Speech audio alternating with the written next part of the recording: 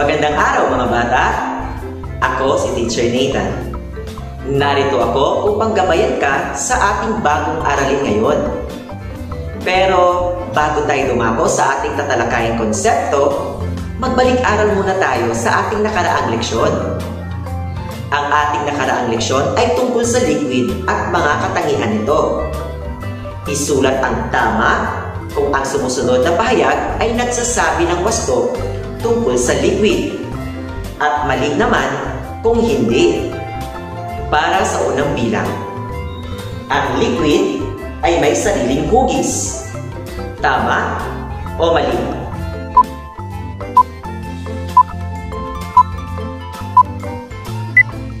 Ang tamang sagot ay mali dahil ang liquid ay walang sariling hugis. Ginagaya lamang niya ito ang kanyang sisidlan o lagayan. Para sa ikalawang bilang, ang lahat ng liquid ay maaari nating tikman o amuyin. Tama o mali?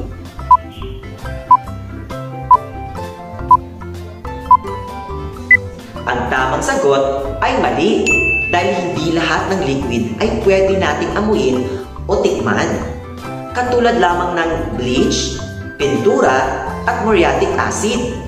Ang mga ito ay nakakasira sa ating katawan o kalusugan. Para sa ikatlong bilang, ang liquid ay may kakayahang dumaloy o umagos. Tama o mali?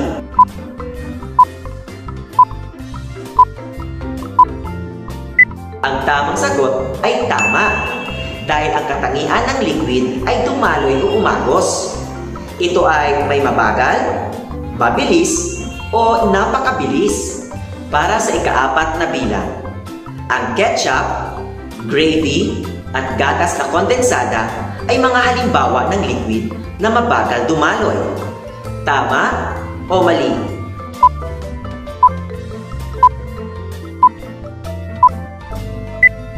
Ang tamang sagot ay tama. Mabagal dumaloy ang mga ito dahil sa malapot ang tekstura ng mga liquid na nabanggit. Para sa ikalimang bilang, ang tubig, toyo, at suka ay magkatulad ang amoy, lasa at kulay. Tama o mali?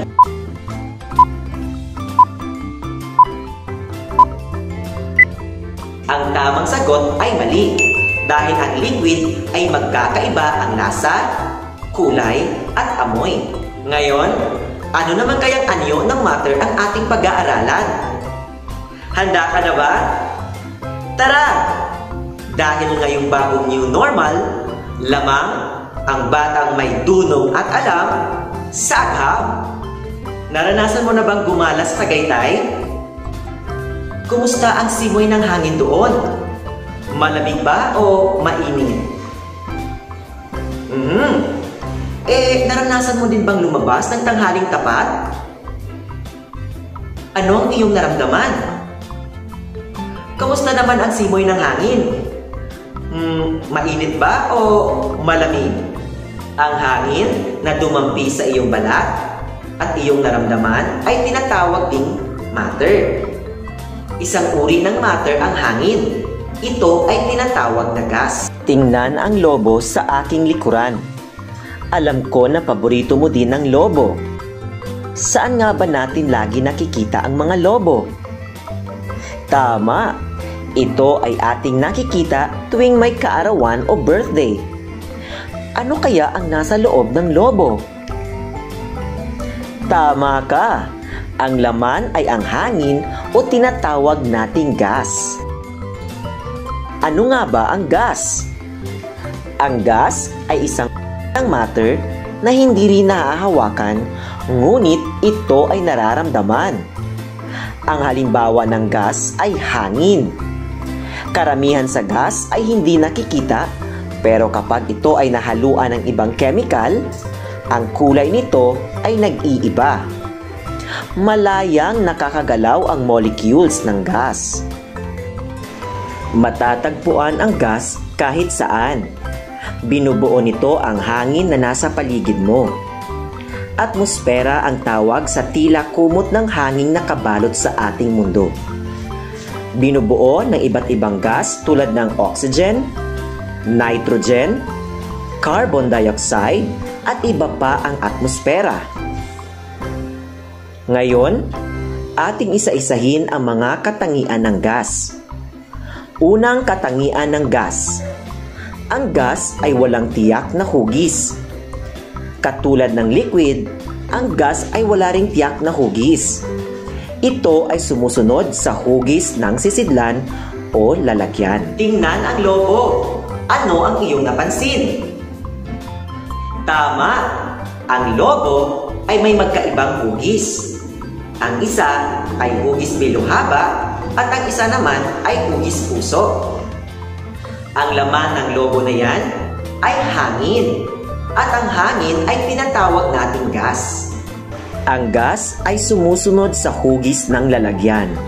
Ang molecules nito ay malayang nakakagalaw at tumatalbog kung kaya't nauukupa nito ang ating buong paligid. Narito ang mga halimbawa ng mga gas na may iba't ibang hugis. Tingnan ang bola sa aking gilid. Ano kaya ang hugis ng hangin o gas sa loob ng bola? Tama! Ang hugis ng hangin o ang gas sa loob ng bola ay hugis bilog.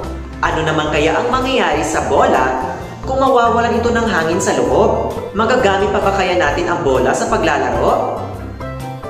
Siyempre hindi na. Dahil isa sa mga katangian ng bola ang hangin sa loob nito upang magamit natin. Ang particles ng gas ay kumakalat o lumalaganap upang mapuno ang puwang o espasyo na nasa loob ng anumang sisidlan na katulad ng isang bote, gulong o silid. Ikalawang katangian ng gas. Ang gas ay walang kulay. Ang hangin ay natural na walang kulay. Subalit kapag ito ay nahaluan ng chemical, ito ay nagkakakulay. Ang hangin ay mahalaga sa atin. Kaya panatilihin natin itong malinis sa pamamagitan ng pagtatanim ng mga puno, iwasan ang pagsusunog ng mga basura, at marami pang ibang paraan upang luminis ang hangin. Tingnan ang usok sa aking likuran. Kung iyong mapapansin, nag-iiba ang kulay ng usok dahil sa chemical na nakahalo dito. Malayang nakakagalaw ang particles ng isang usok o gas sa himpapawid. Ikatlong katangian ng gas. Ang gas ay walang amoy. Tulad ng hangin na ating nalalanghap sa gubat, presko at natural na walang amoy ang hangin dito. Samantalang ang hangin na naaamoy natin malapit sa kanal o basurahan ay may mabahong amoy. Nagkakaroon lamang ng amoy ang isang hangin o gas kapag ito ay nakahalo o nahaluan ng mga kemikal. Hindi lahat ng gas sa ating paligid ay pwede nating amuyin dahil ang iba ay nakakapinsala sa ating kalusugan. Ikaapat na katangian ng gas. Ang gas ay maitimbang. Tingnan ang dalawang lobo sa aking tabi. Kung iyong mapapansin, ang isang lobo ay may hangin at ang isa naman ay wala. Mapapansin mo din na umangat ang isang timbangan dahil sa lobo na walang laman. Ibig sabihin, may timbang ang hangin o ang gas. Subalit, hindi mo maaaring malaman kung gaano kadami ang bilang ng hangin sa loob ng lalagyan. Posibleng masukat ang kanyang densidad, presyon, at temperatura. Napansin mo ba ang katangian ng gas? May pagkakatulad ba ito sa liquid? Maaari mo rin ba itong isa-isahin? Gaano kahalaga ang hangin sa tao? Oxygen ang tawag sa gas na nilalanghap ng mga tao at hayop. Carbon dioxide naman ang gas na inilalabas ng mga tao at hayop na kailangan naman ng mga halaman. Kinakailangan ng mga bagay na may buhay ang mga gas sa atmosfera para mabuhay. May ilang mga bagay sa kapaligiran na nagiging kapaki-pakinabang dahil sa mga gas na taglay nito.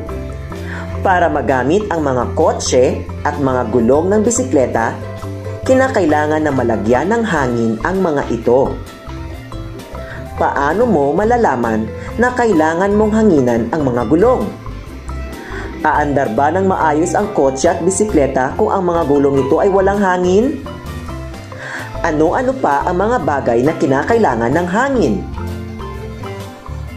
Ang gas ay walang tiyak na hugis, walang tiyak na kulay, may amoy, at may timbang. Ang molecules ng gas ay malayang nakakagalaw. Dumako naman tayo ngayon sa pagsagot ng ating pagsasanay. Nais kong kumuha ka ng iyong ballpen at papel at isulat ang tamang sagot. Isulat ang tama kung ang pangungusap ay nagsasabi tungkol sa katangian ng gas at mali naman kung hindi. Unang bilang. Ang gas ay may tiyak na hugis. Tama o mali?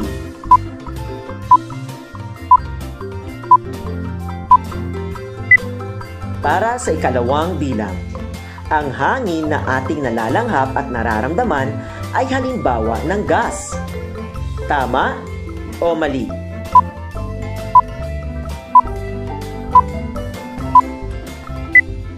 Para sa bilang na ito, nais kong tukuyin mo ang titik ng tamang sagot.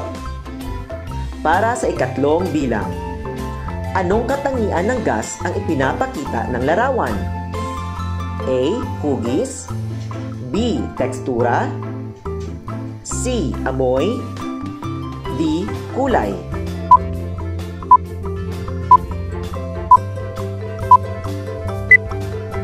Para sa ikaapat na bilang, ano naman ang katangian ng gas na ipinapakita ng larawan? A. Hugis, B. Timbang, C. Amoy, D. Kulay.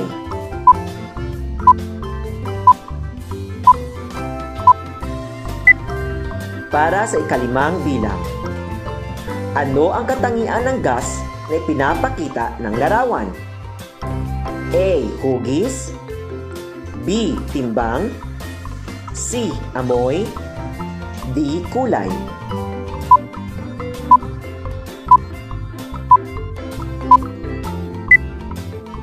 Halina't sagutan natin ang ating pagsasanay.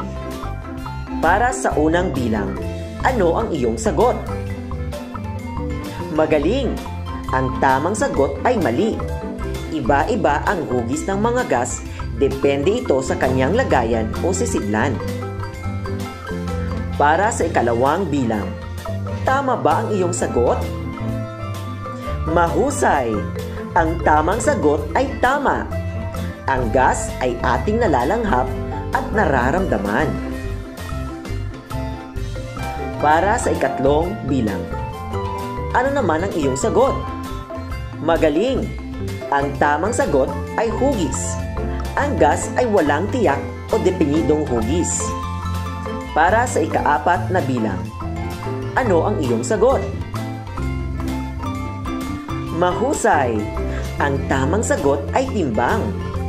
Maaari nating timbangin ang mga bagay na may hangin upang malaman kung ito ba ay magaan o mabigat. Para sa huling bilang, tama ba ang iyong obserbasyon? Magaling! Ang tamang sagot ay amoy. May mga gas na mabahong amoy at kaaya-ayang amoy o mabango. At dito nagtatapos ang ating aralin ngayong araw. Inaasahan ko ulit kayo bukas para sa isa na namang siksik at makabuluhang pag-aaral ng konsepto sa agham. Ako si Teacher Nathan.